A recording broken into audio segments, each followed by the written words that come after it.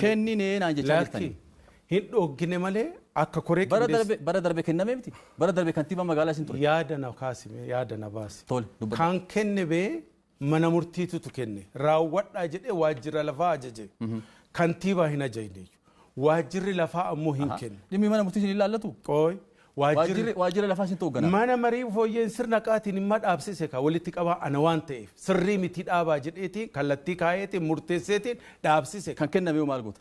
Kamiin? Lafa san dura kenname yoo. Haqamuun qaballee kan jedhu kaafne jira. Yoo maqamire. Kaafne jira. Yoo maqam. Kaafne jira. Kunoo argannoon koomishinii naamusaa kan kaa'u koomishinii naamusaa kan kaa'u lafti 11 ragaa sobaatiin kan fudhatame ta'uusaa. Lafti 19 ammas ragaa forjiidhaan kan fudhatame ta'uusaa. Ammas sirni qabannaa ragaa baakoloogii hojimaata badaa fi malaamaltummaaf kan saaxilame ta'uu. Kunis galmee haadhoon ragaa baakoloogii jiraachuu dhabuu, ragaan karaa qulqullina qabuun qindaa'uu dhabuu, akkasumas karaa iftoominaa fi gaafatamummaa qabuun qindaa'ee qabamuu dhabuu. So bakka ragaan akkanaa jirutti ragaa forjiidhaan kenname jechuudhaan amma kenname jettan kun. Haa dhaabbatu qofa osoo hin taane kanas maaliif hin deebisina? Namoota san keessatti hirmaatan maaliif seeratti hin dhiyeessina? Ragaa forjiidhaan fudhatamuu isaa personaalii nuti hin beeknuyyuu.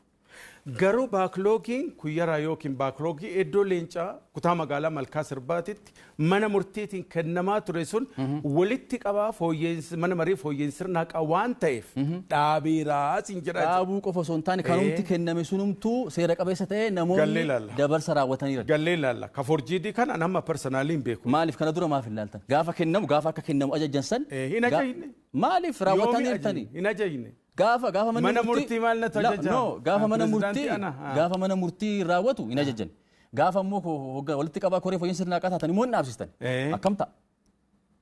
Mana murtii abbaa seeraa ta'eetiin kantiibaan murteessuu hin danda'a? No, hoggas falmuutu sin irra ture. Akkamitti barra?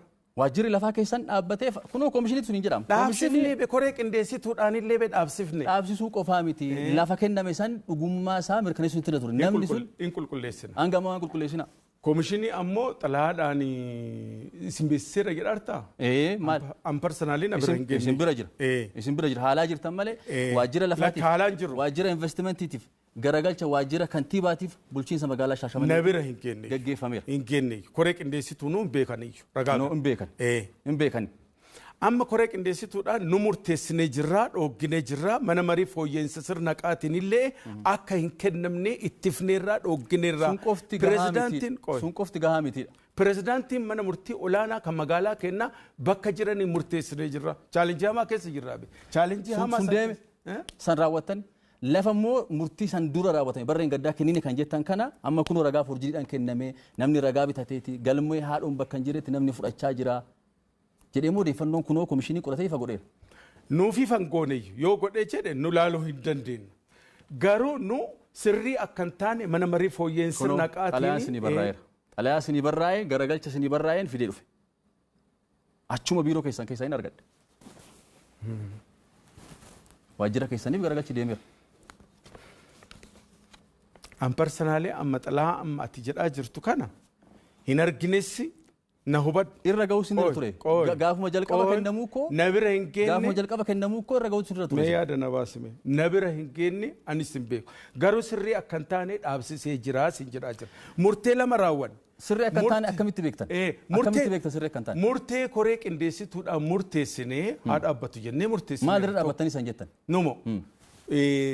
Xalaasaa irra dhaabbanneeti kaa. Xalaa armaan duratti barraa'uu isaa hin beekne. Akkaataan kenniisa isaallee. Gaafa kennamu san egaa xalaa kennamuu beektanii dhaabamaan jedhina. Kanallee mana murtiidhaan kennamaa jira nu uumiti. Mana murtii bee indee mana murtii bee nu mariisisee hin murteessuu bee.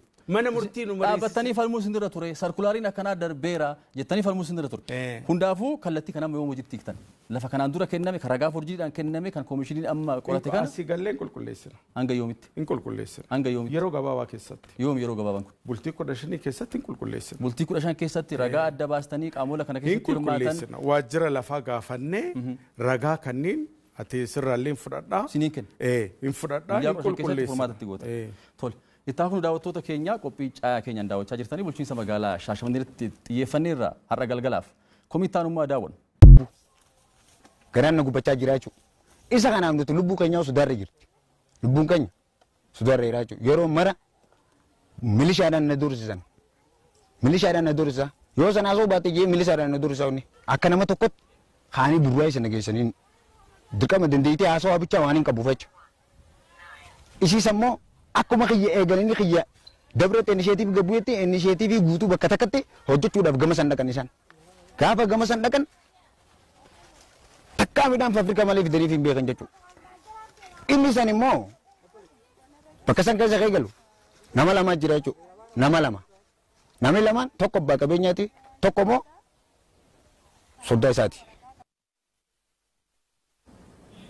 Walitti deebineerra daawwattoota keenya. Dargaggoon kun innis akkuma duraa san bakka isaa dhiisee bakka biraa dhaqee haasaa akka godhu taasifamee miidiyaaf ibsa kennee duratti argitaniirtu akka inni taasaa ture. Amma jireenyatti ce'aa jira jedhaa ture.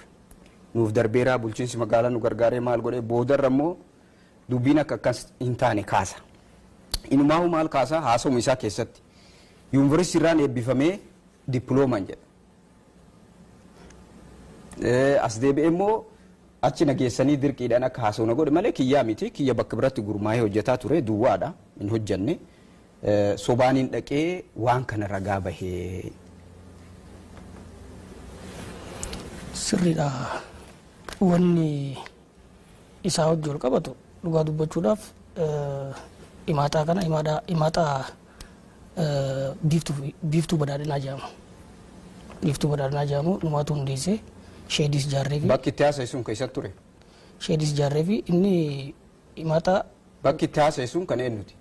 Kan waldaa biraati. Maaliif achi dhaqeen? Waldee kana wajjin waldee garaati kan waliin hojjechaa turan. Lakki maaliif achi fidanii waldaa isaa bakka hin ta'in dhaabbatee akka miidiyaaf akka isaa ta'etti akka himu akka isin haala mijeessitaniif akka himu maaliif barbaachise? Dhuga jechuun iddoo kanarratti ammoo waldee himaataatiin innis isaa duwwaadha argineera. Fayyadamamaa isaan jiru dura hojjetaa turanii hojii biraa hojjetaa turanii boodarra gara lukkuu seenanii inisheetiiviin kun dhufe bakka isaa sanii dhiiftanii fuutanii bakka ibsa itti kennu kana geessitanii xiqqoo haasa'uu hin dandeettaa si irra wayyeettanii akka inni afaan waan qabuuf haasa'uudhaaf akka haasa'u gootan amma immoo dheengadda gaaf nu argannu lakki dubbiin akkasii miti an achi dhaqeen haasofsiisanii wanni an fayyadamin jiru kiyya duwwaadha gubataa haasa'aa ture. Amma kun maalirraa dhufe seeta lukkuus binneeti nyaata lukkuus binnee kan hineef. Eenyuudhaaf? Isaaf. Bakka kamitti? Magaaluma keessatti. Bakki itti haasa'e maaliif achi dhaquu barbaachise? Magaalaa keessatti haasawaa ture walitti hidhamaniiti amma ijoollee kana walitti hineeti even ekspoortillee godhan gara magaalaa biraatti walitti qindoominaan hojjechaa kan turan. Walitti hine dhiisa. Walitti hidhamanii bakka nama biraa dhaqee haasa'e. Bakka nama biraa warra gurmaa'an kanneen hojjettoota duratti nu kaaftaniirtu bara namoota waldaalee torba lukkuu aannan kajettan san bakka sani bakki inni dhaqee haasa'e. walitti qindoomanii Bakka torba jettan. Himaataan tokko maaliin himaataa biratti qindaa? Akkamitti qindaa? Uf dandanii gurmaani innis lukkuu irratti gurmaa'e kunis lukkuu. jechuun oomisha isaanii kana walitti fidaniiti gabaaf dhiyeessan. Qindeessuun bira dhaabbatanii haasa'u waan ufii kan taane bira. Oomisha walitti fidaniiti waliin taanii Egaa inni oomishaa jiraate. Erga inni lukkuu qabaate maaliif ka ufii keessa dhaabbateen haasa'u? Iddoo sanatti sagantaan gaggeeffamaa ture. Maaliif sagantaan oomisha namarratti gaggeeffama? Iddoo sagantaan Ani gaggeeffamaa oomisha ture kiyya dhiisee himaataadha. bakki itti jireenyi kiyya fooyya'u dhiisee kan biraa dhaqee maaliif hin haasa'u? Himaataadha yaa'u kaayyoon isaa tokkicha achirratti ijaarameeti kan jiru. Kiyyaadha jireenyi koo jijjiiram keessa deemee bara akka lukkuu isatti tottolchaa ture nutti argisiisaa ture. Maaliif shooyiin akkasii hojjetama miidiyaa irratti? Maaliif shooyiin akkasii hojjetama soba irratti?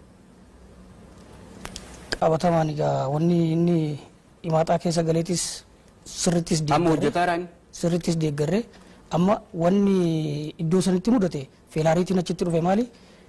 Paakeejii himaataatiin Duratti deeggaruu dogoggora jettaniirtu. Kuni dogoggora moo sirrii miti bakka biraa dhaqee kan namarraa haasa'uun sun ka isaa osoo lafa hin jirre ka isaa duwwaadha dheengadda dhainee fudhanneera hin jiru oomuu lafa. dhuga Dhugaa erga ta'e mee namni kun immoo erga yaada nuu kenneen booda maal ta'e? Ayyee intarvii eegana bootan booda nuti ragaa dhugaa kanine ragaa sobaan kanine waan dhugaan silaa suuneef qofa dursisni kun ammallee eega isin bira yaane nurra ga'e jechuudha. Eega makiinaa isinirraa gabbu'ee makiinaa milishaatiin paatrooliin nu jala kaanii horii naan jedhanii milishaadhaan na horsiisanii jechuudha. Itti gaafatamaan ijaarsa paartiitii fi horee qindeessaan paartii rudaniin Isaan qoraanaan jedhanii na horsiisanii milishaan irra jira. Gaafa san ni zoora gaafa jo'aan utaalee jalaa biyya jechuudha cayichan. Gaara seenee harka kiyya kana laaluu dandeessanii jechuudha ciccitee waan jiru. Firditti isin akkan haadha qabdan isin godha jechuudha. Mootummaan keenya hunda galeessa hammataadha shanee galchaa jira jechuudha. Dargaggeessa tumanii mataa gubbaa gad tumanii gaara galchuun qaban. Inni kun immoo kan mootummaa kana duraan hawwachiisu ta'uu isaatii beekadhu. Mootummaa badaanina filannoo kana duratti itti gaafatamaa dargaggeessaan ture jechuudha akka nama tokkotti. Buufata shan irra kan filannoo gaggeessa dargaggeessa keenya jechuudha. Dargaggeessa mootummaan keenya jechuudhaan kan gaggeessaa turredha. Garuu deebi'ee yoo rakkinni jiraates nuti rakkoo jirtu himne malee hammeenya takka kan himne hin qabnu mootummatti. Rakkoolee jirtu garuu arraas baruu simuu hin dhiifnu jechuudha. Lubbuu wareegama malee. Inni kun rakkoolee jirtu hoo jiraate mootummaan akka mootummaa gad deebi'ee rakkoo san furuudhaaf furmaata itti kennuudha malee dargaggeessa doorsisuun qabu gaara keessa. Doorsisamnee hurkaa kiyya kana ilaaluu dandeessaa jechuudha asumatti. Mootummaan keenya eegenne. Kanaafuu piliis jennaan mootummaadhaan bakka nurraa dhorkuu qabaa jechuudha akka nama tokkotti. Dargaggoon kun wanni isa mudate akka reefu jenne bakka hin taane dhaqee intarviiyuu kennee sanbooda immoo dhufee wanni sun soba ta'uu dhufee OBN'tti mee caayaan gaafa achi dhaqu maaliif OBN'tti dhufteedhanii ari'anii nutu irraa buuse. Dafqa bosona keessa yaadnetti intarviiyuu kan goone boodar barbaadanii maaliif sadarkaa kanatti sodaachisuun sadarkaa kanatti ari'uun waan dhugaa dubbateef lakki sobni kun biyyan fayyadu waan jedheef. Dhiibbaa akkasitti deemuun reefu namni waan dhugaa dubbateef xuynu hin jiru jettan. Guyyaa manu achi dhayin immoo nama ariitan olii gadi katamaa keessa. Kana odeeffannoo hin qabu garuu odeeffannoo maaliif hin qabne hooggansa keessanii kan kana godhaa ture namoota isin ergitani. Hooggansi keenya akkamittiin ergatan. Isinii miti bilbilee ani isinii bilbileeti miti kan guyyaa san namoota kana dhaabaa namoota inni godhaa jirtanii jennee. Adaamaan ture asiin ture. Maaliif akkas godhamedha hooggansa magaalaa gurguddaa. Waltajjii gama irraas ture. Gaazexeessota keenyas hordofanii namoonni kun bilbilanii mucaan kun akka isaan rakkoo irraan hin geenne kan hambifan.